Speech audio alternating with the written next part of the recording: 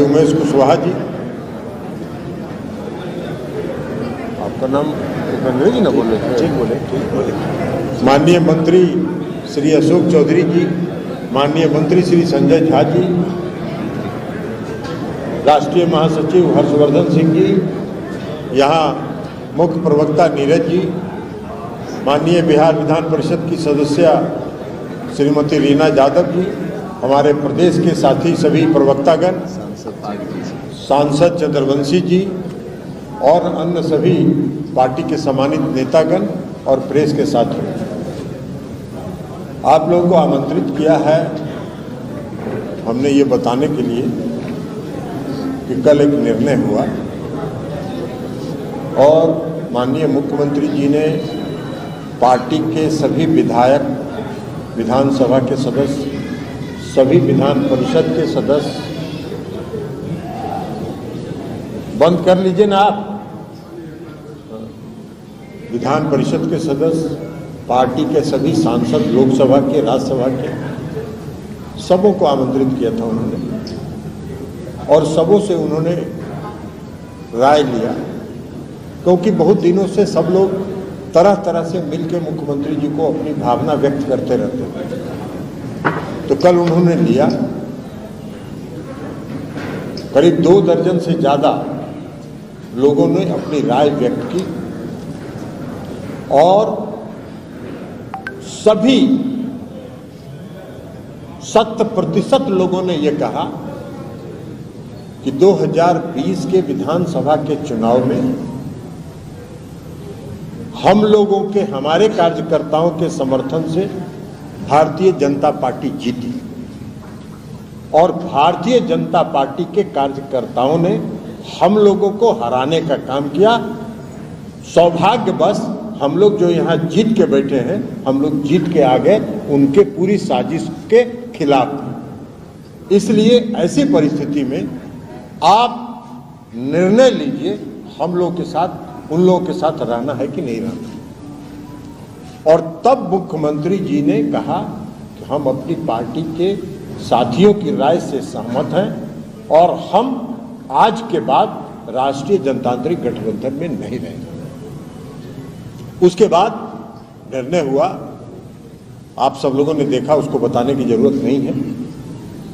मुख्यमंत्री जी ने त्यागपत्र दिया, फिर सभी लोगों ने समर्थन किया, एक पार्टी भारतीय जनता पार्टी को छोड़कर और जो उनकी ओवैसी साहब की पार्टी के एक सदस्य हैं उनको छोड़कर बाकी सबों ने मुख्यमंत्री जी को समर्थन दिया और फिर से क्लेम हुआ और आज मुख्यमंत्री जी का शपथ ग्रहण हुआ। उसके बाद हमने देखा है कि भारतीय जनता पार्टी के कई नेताओं ने अलग अलग प्रेस कॉन्फ्रेंस किया और प्रेस कॉन्फ्रेंस करके कहा कि विश्वासघात हुआ, भाजपा गठबंधन धर्म का पालन करती, हम लोगों ने के जनमत के साथ खिलवाड़ हुआ। उन लोगों को ये बोलने के पहले अपने गिरेबान में झांकना चाहिए। बिहार के मुख्यमंत्री नीतीश कुमार जी विश्वासघाती नहीं है, वो विश्वासघाती है और भारतीय जनता पार्टी विश्वासघाती।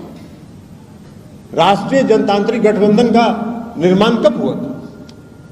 राष्ट्रीय जनतांत्रिक गठबंधन का निर्माण हुआ था 1996 में, जब श्रद्धेय अटल जी, अटल बिहारी वाजपेयी जी, श्रद्धेय लाल कृष्ण आडवाणी जी, श्रद्धेय मुरली मनोहर जोशी जी और हम लोगों के नेता श्रद्धेय जॉर्ज फर्नांडिस साहब, इन लोगों ने मिलकर राष्ट्रीय जनतांत्रिक गठबंधन का निर्माण किया था 1996 में। और 1996 से 17 वर्षों तक हम लोग राष्ट्रीय जनतांत्रिक गठबंधन में एनडीए में रहे। 17 सेकंड के लिए भी कोई समस्या किसी के साथ पैदा नहीं हुई। इसलिए कि उस समय के जो नेता थे, आदरणीय श्रद्धेय अटल जी, आडवाणी जी, मुरली मनोहर जोशी जी, वो गठबंधन धर्म का पालन करते थे, अपने सहयोगी दलों का सम्मान करते थे, अपने सहयोगी दलों की बात सुनते थे। आज क्या हो रहा है? आज क्या हो रहा है? राष्ट्रीय जनतांत्रिक गठबंधन के नाम पर भाई राष्ट्रीय जनतांत्रिक गठबंधन में रहते हुए जनता दल यूनाइटेड अरुणाचल में 7 विधानसभा की सीट जीती, भारतीय जनता पार्टी के खिलाफ लड़ी। आप सत्ता में बन गए, वहां सरकार बना ली आपने, कोई दिक्कत नहीं थी। हमारे विधायकों ने भी लिखित समर्थन दे दिया कि हम राष्ट्रीय जनतांत्रिक गठबंधन में है, जो यहां सरकार बनी है उसका हम समर्थन करते हैं। उसके बाद 6 को विधायक को तोड़ दिया। गठबंधन धर्म का पालन कर रहे थे। यही गठबंधन धर्म अटल जी ने जो निर्माण किया था एनडीए का, यही गठबंधन धर्म था। ये गठबंधन धर्म नहीं था।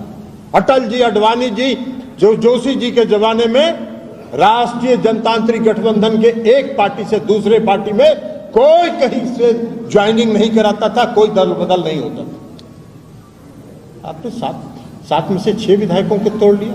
उसके बाद भी हम मजबूत हैं। वहां हम लोकल बॉडी का चुनाव लड़े ईटानगर में, 10 आप जीते, 9 हम जीते, और एक जो वहां की क्षेत्रीय पार्टी है उसका जीता। उसने आपको समर्थन नहीं किया। 5 महीने तक वहां मेयर का चुनाव नहीं हुआ। अंत में हम ही लोगों ने कहा कि भाई दे दो उन्हीं लोगों को समर्थन, तो 11 हुआ उनका, तब वहां मेयर का चुनाव हुआ। हम उसके बाद भी वहां मजबूत हैं और चुनाव लड़ेंगे। खैर उस बात को छोड़िए, लेकिन हमने कहा कि अरुणाचल में क्यों आपने दल बदल कराया? राष्ट्रीय जनतांत्रिक गठबंधन के अंदर में जनता दल यूनाइटेड के 6 विधायकों को क्यों आपने तोड़ा? 2019 के लोकसभा के चुनाव में आपको जरूरत थी। आप देश के प्रधानमंत्री बनने वाले थे, तो इसलिए कोई गड़बड़ नहीं हुई, इसलिए कि आपको वोट चाहिए था। और जैसे ही 2020 का विधानसभा का चुनाव आया, आपने षड्यंत्र किया, साजिश की, और हमारे पार्टी के एक नेता को, जिसको मुख्यमंत्री जी ने खुद से राष्ट्रीय अध्यक्ष पद छोड़ के उस पर विश्वास करके उनको राष्ट्रीय अध्यक्ष बनाया था, उस आदमी को मुख्यमंत्री जी ने कहा कि इनसे बात कर लीजिएगा, और उसको मिला लिए हम लोग के खिलाफ षड्यंत्र में, साजिश में।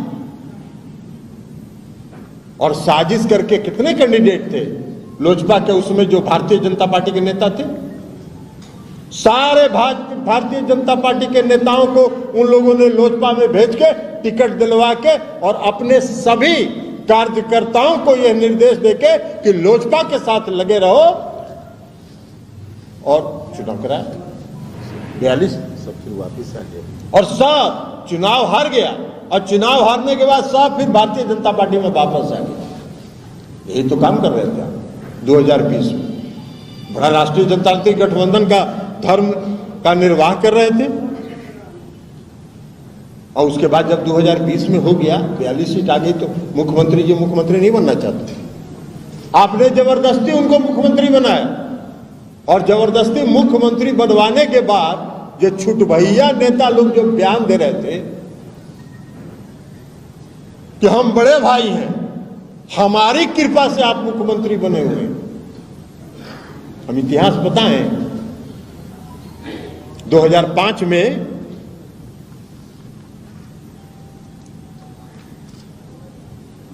आप कह रहे हैं कि 2005 में कितना सीट था जेडीयू को? 2005 में जेडीयू को 88 था, आपसे ज्यादा सीट था विधानसभा के चुनाव। तब भी बहुत ज्यादा था।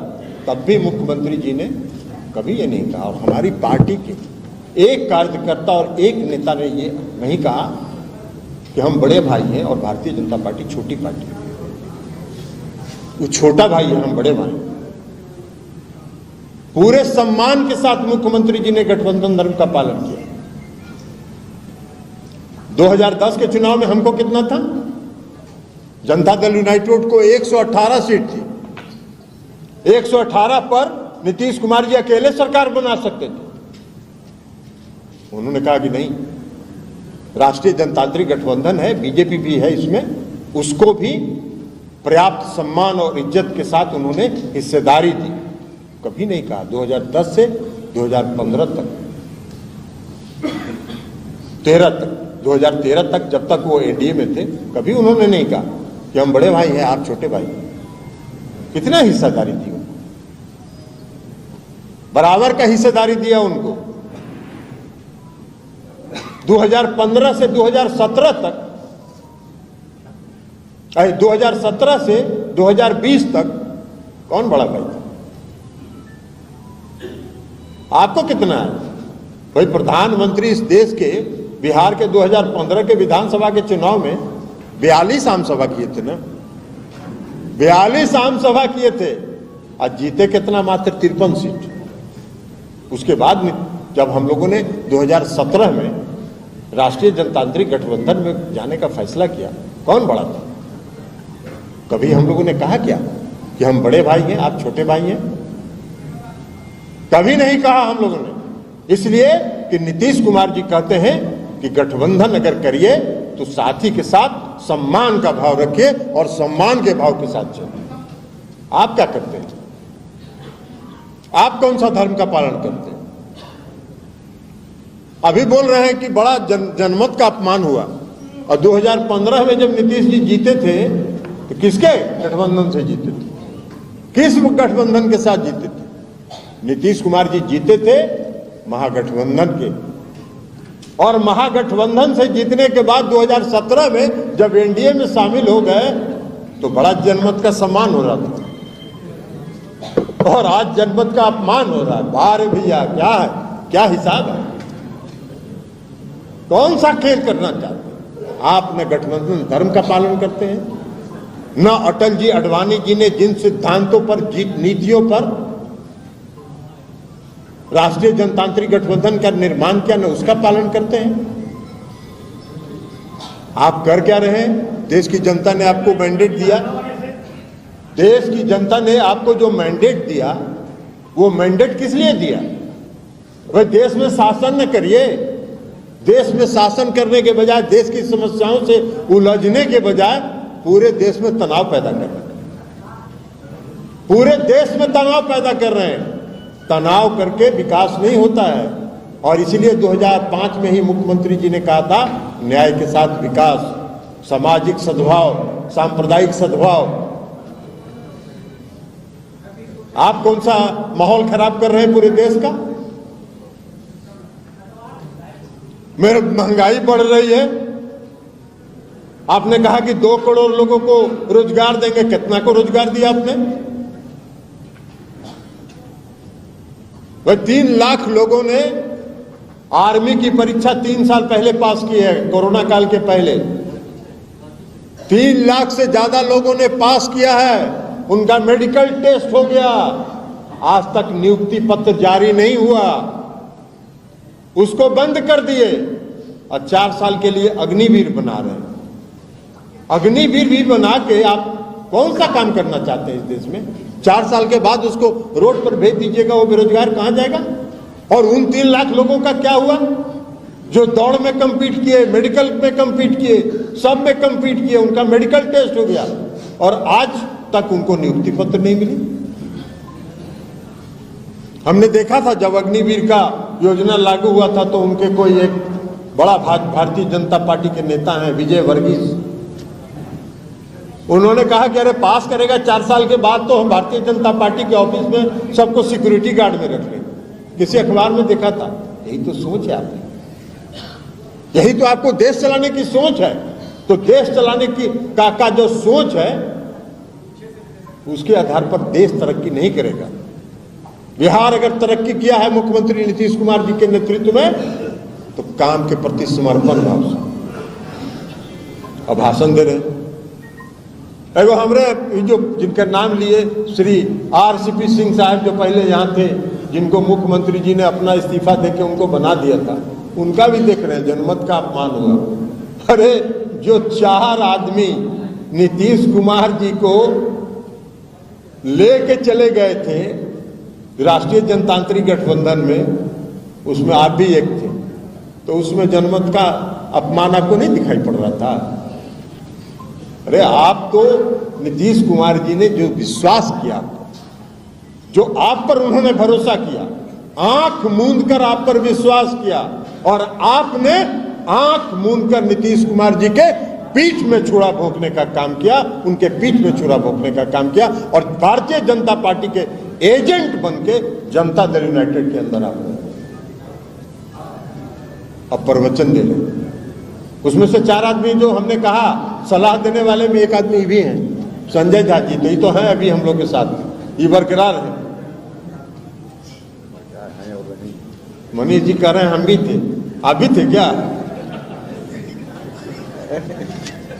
तो इसलिए उसमें एक ही थी और एक जो राज्यसभा में उप सभापति हैं हरिवंश जी, वो कल मीटिंग में नहीं आए थे, वो एकमात्र थे जो नहीं आए थे। हमने उनसे फोन पर बात किया, उन्होंने कहा कि नीतीश कुमार जी ने हमको सार्वजनिक जीवन में लाया है, हम नीतीश कुमार जी के साथ हैं और नीतीश कुमार जी के साथ रहेंगे। तो 2 हो गए और 2 लोग चले गए उधर, एगो राष्ट्रपति के पत्रकार सलाहकार हो गए, हाँ एगो तो टोटल एजेंटे हो गए, उनके टोटल एजेंट हो गए। तो ये स्थिति थी, तो इसलिए आज है। अब एगो हम देख रहे थे कि सुशील मोदी जी का भी कुछ बयान था, सुशील मोदी भी कुछ बोल रहे हैं। भाई देखिए, सुशील मोदी जी नीतीश जी के मित्र रहे, हम सुशील मोदी जी पर कुछ बोलना नहीं चाहते, इसलिए कि सुशील मोदी जी नीतीश जी से उनका अच्छा संबंध था। इसकी सजा उनको दिया भारतीय जनता पार्टी, वो रोड पर बेचारे उनको रख दिया। तो अब ये सब कुछ बोल बाल के अगर फिर से उनका रिहेबिलिटेशन अगर हो जाता है तो हम लोग को कोई दिक्कत नहीं है, वो कुछ बोल के रिहेबिलिटेशन अपना करा ले। लेकिन जो कुछ उन्होंने कहा है सफेद झूठ है।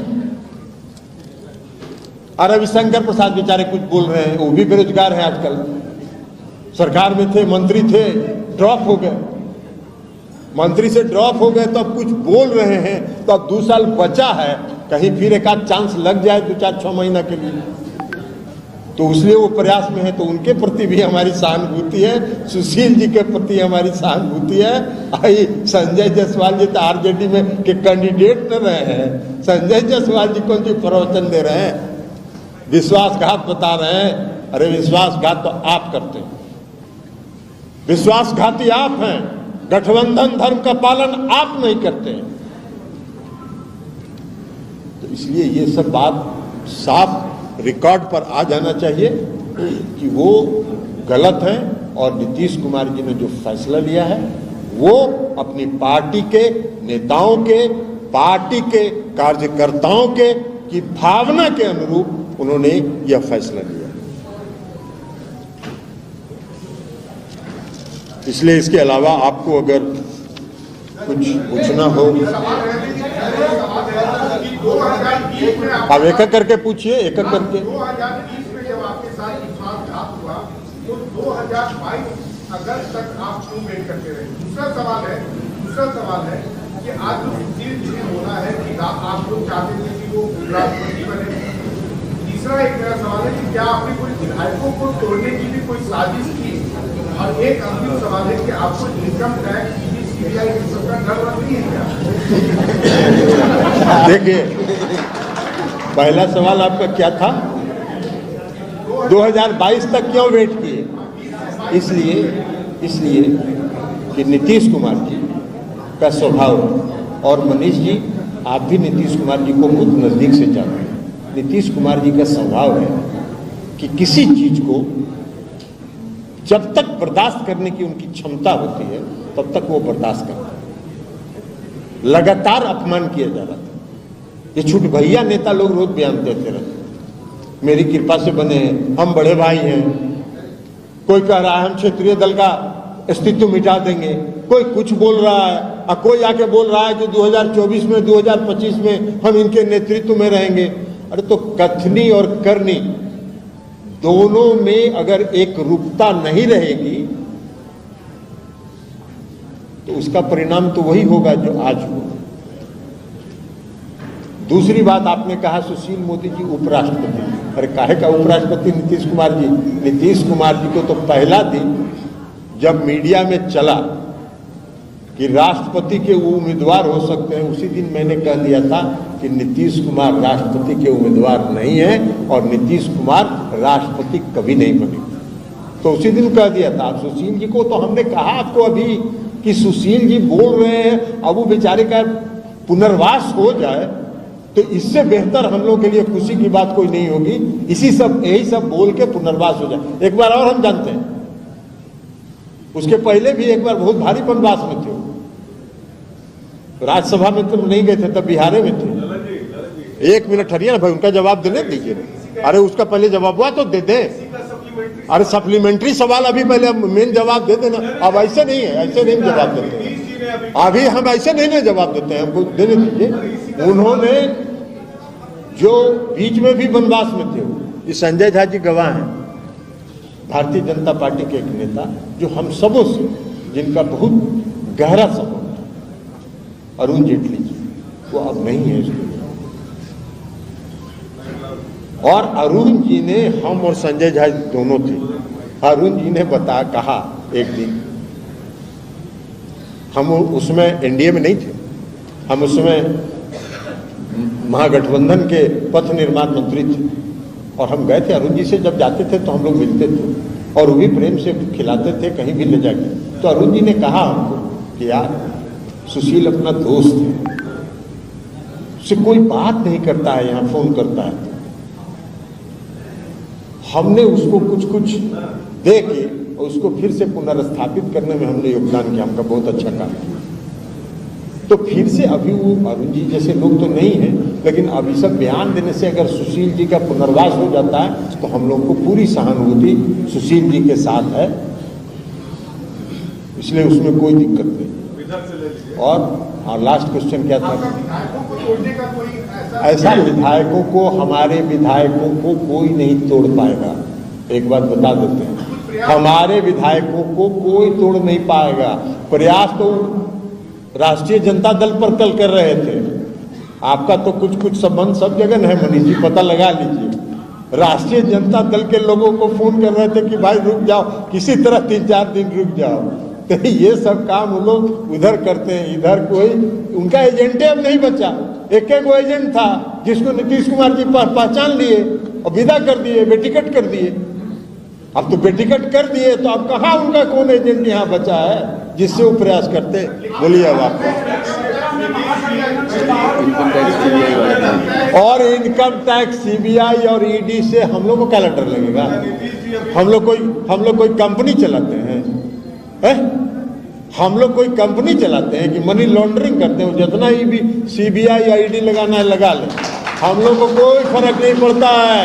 हम लोग का आमदनी हम लोग का कृषि से है, हम लोग का आमदनी हम लोग के वेतन से है, हम लोग का आमदनी जो घर है उसके किराया से है। इसके अलावा कोई आमदनी का स्रोत नहीं है। उनको जितना ईडी लगाना है लगा ले।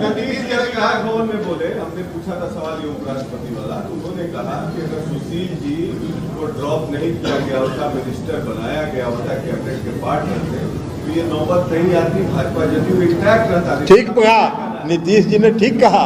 इसलिए कि भारतीय जनता पार्टी का ये भी एक साजिश था कि पुराने जितने लोग थे उस सबको हटा दिया। भारतीय जनता पार्टी के पुराने लोग में नंदकिशोर जी, सुशील जी, सबको विदा कर दो और नया लोगों को ले आओ, ताकि अनर्गल बयान सब नीतीश जी को के खिलाफ देता रहे। और वहां से हम लोग कहें कि देखिए हम लोग 2024 में भी और 2025 में भी नीतीश कुमार के नेतृत्व में चुनाव लड़ेंगे। और इधर कह दिया कि देते रहो, तुम लोग जारी रहो। जैसे लोग विधानसभा के 2020 के चुनाव में कह दिया कि हम लोग एकदम गठबंधन हम लोग का राष्ट्रीय एनडीए जो है इंटैक्ट है, और धाए पीछे से चल जाइए आप, लड़ जाइए लोजपा से, चल जाइए आप, लड़ जाइए लोजपा से, आप टिकट ले लीजिए लोजपा से। ये सब काम करते रहे। आज जैसे ही चुनाव सब हार गया लोजपा से, सबको कहा कि आ जाइए भाजपा में, आ जाइए भाजपा में, आ जाइए भाजपा में। यही सब काम करते महागठबंधन से बाहर आए थे और आज ऐसी कौन सी परिस्थिति बन गई जब उसी के साथ गठबंधन चुनाव हो रहा है? कोई परिस्थिति नहीं बनी थी। हमने तो अभी बता दिया, आप सुने नहीं कि 4 आदमी थे लगे हुए, उसमें संजय झा जी भी थे।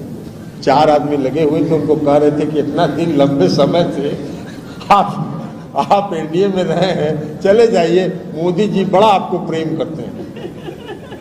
मतलब 4 आदमी चलिए। हाँ। पिछले प्रेस कॉन्फ्रेंस में ये कहा था कि हम कुछ नाम लेंगे, कुछ एविडेंस देंगे, कुछ देंगे आप। एक आदमी है, उसका बाइट लीजिएगा तो उसको भेज देंगे। एक आदमी है यहाँ, मोनी कहाँ है जी? मोनी को बुलाओ। वो आदमी, वो आपको बता देते हैं, वो आदमी आरसीपी सिंह के घर पर 24 घंटा रहता था। अरे सुनिए ना बात तो, प्लीज शुरू कर रही है। 24 घंटा वो आदमी आरसीपी सिंह के घर पर रहता था, दिन में भी और रात में भी। और वो जब उनका पूरा षड्यंत्र समझा तो वहां से भाग के यहाँ चला, कहा कि बाप रे बाप। उसके पिताजी जब नीतीश कुमार जी बाढ़ से लोकसभा का चुनाव लड़ते थे तो उसके पिताजी नीतीश कुमार जी के कार्यकर्ता होते थे, उनके समर्थक थे। लेकिन अब वहां तो वो देखा, कहा कि सर यहाँ तो पूरा षड्यंत्र हो रहा है। रोज रात में एक दिन बीच करके जो भारतीय जनता पार्टी के उसमें प्रभारी थे वो 10 बजे 10:30 बजे रात में आते थे और नीतीश जी को, और नाम तो आप जानबे करते हैं मनीष जी, अब आपको तो क्या बताना है, फिर सब बात पूछना चाहते हैं। और वो लिस्ट देते थे आरसीपी सिंह को कि सबको टिकट दिलवा दीजिए, जीत जाएगा। कहाँ है वो? बुखारो गया है। आप लोग कहिएगा तो कल परसों तक वो आ जाएगा, उसका बाइट दिलवा देंगे आप लोग। तो वो कहता, आके कहा हमसे, और कई लोगों को कहा, ये थे कहाँ गए, प्रकाश जी हैं ही, और एक एबीपी वाले प्रकाश जी हैं यहाँ क्या, कहाँ बाहर है, और लाइव पर है। उनके सामने वो ये बात कह चुका है कि सर 10 बजे रात में आते थे और उनको एगो लिस्ट देते थे और कहते थे कि किसी तरह लड़ भिड़ के इस सबको टिकट दिलवा दीजिए पार्टी से। अगर जीत गया तो आपका आदमी रहेगा, और हार गया तो नीतीश कुमार कमजोर हो। यही वर्षन था। भाजपा एक बात और बोल रही है, 2017 में जिस वजह से आप लोगों ने गठबंधन तोड़ा था, क्या उसका जवाब मिल गया? सब मिल गया। 2017 में हम लोगों ने जो तोड़ा था, IRCTC का हो गया ट्रायल, 17 में चार्जशीट हुआ, आज तक ट्रायल नहीं शुरू हुआ। अरे ये सब किसको ड्रामा सिखाते हैं ये लोग? ये वही बात कंफर्म कर रहे हैं जो मनीष जी अभी पूछ रहे हैं कि CBI ED का डर दिखा के। और अभी भी जो ये सब कुछ जो चर्चा मार्केट में थी ना कि फिर महागठबंधन बन सकता है, तो उसके बाद CBI का रेड हुआ, ED का रेड हुआ, ये सब रेड हुआ, ये सब उसी का दबाव बनाने के लिए। तो कोई डरने वाला नहीं है उनका ED और CBI से, इसलिए कि कोई यहाँ घपला नहीं करता है। शपथ ग्रहण के बाद नीतीश कुमार ने ये कहा है कि जो 14 में आए थे वो 24 में चले जाएंगे। तो क्या पार्टी चाहती है कि वो प्रधानमंत्री पद के उम्मीदवार बने? और चूंकि अब रीजनल पार्टी से आते हैं तो क्या आप चाहेंगे? देखिए ये कोई मुख्यमंत्री पूरा समझ गए आपका, हम आप क्या बोलते हैं हम ककारा समझते हैं। सुकेश जी आप क्या बोलिएगा, हम ककारा समझते हैं। 2024 में विपक्ष उनके नाम का समर्थन करे, क्या आप ऐसा चाहेंगे? नहीं, ये तो हमारे चाहने की बात नहीं। देखिए ये हमारे चाहने की बात नहीं, लेकिन ये हम लोगों ने पहले भी कहा है कि नीतीश कुमार जी प्रधानमंत्री के योग्य हैं।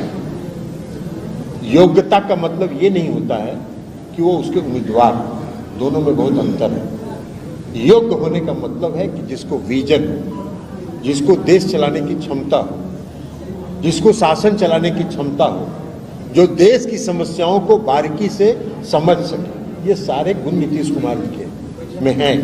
अब ये तो जो विपक्ष की पार्टियां जो है, उन सभी पार्टियों की सहमति होगी। ये क्या होगा भविष्य में नहीं होगा, ये हाइपोथेटिकल क्वेश्चन है।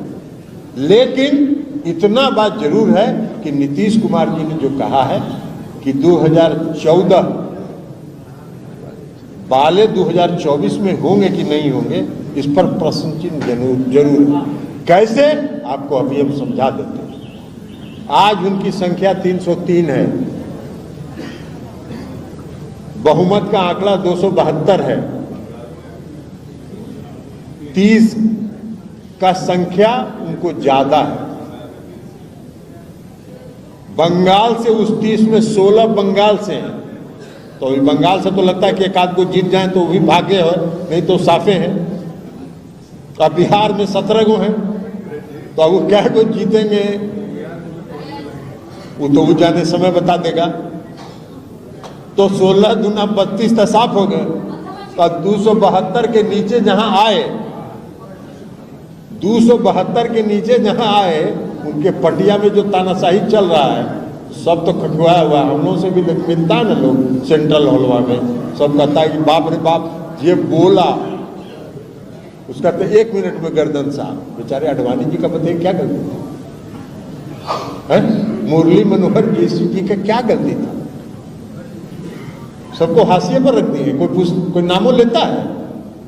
कोई भारतीय जनता पार्टी का नेता किसी भाषण में आदर्श श्रद्धेय अटल जी का और अडवाणी जी का नाम नहीं लेता है, इसलिए कि कोई अगर नाम ले लेगा तो उसका गला कट जाएगा। तो इस तो हालत है। आप सबसे पुराना अलायंस रहे हैं बीजेपी के, आप ही से हम बीजेपी के अलायंस बता तो दिया आपको, अभी सुन नहीं रहे थे आप मिश्रा जी।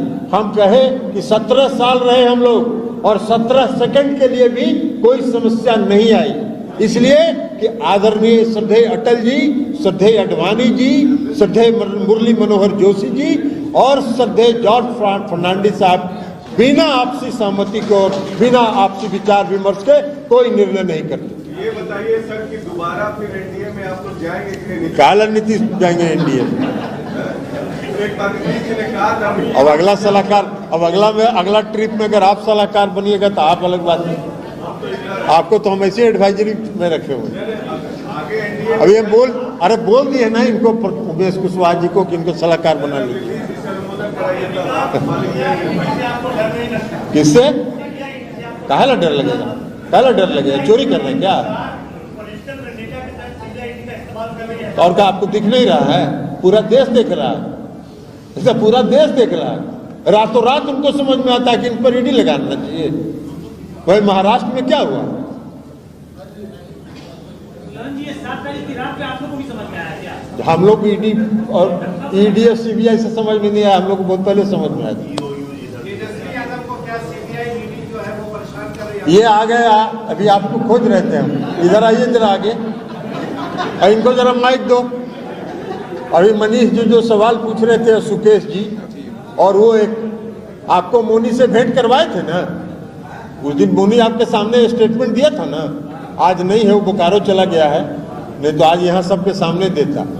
अब जरा मोनी क्या स्टेटमेंट आपको दिया था ये सबको सुना दीजिए। नहीं, इनको हमने पत्रकार की हैसियत से सुनवाया था कि इनके रिकॉर्ड जानकारी के लिए। आप भी थे और दूसरे भी थे, दूसरे प्रकाश द्वय थे। तो ये साजिश थी, एक षड्यंत्र था।